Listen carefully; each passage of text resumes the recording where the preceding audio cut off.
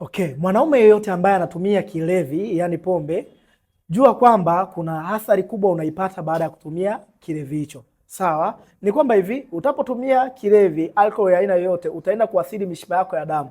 Na hapa itakuja kuonekana dhahiri shahiri pale utapohitaji kushiriki tendo la ndoa. Kwa maana uume wake unaweza ukapata bahati ukasimama, ila ukisimama utakuwa ni legevu, kwa sababu pombe inachofanya kwanza inaenda kuongeza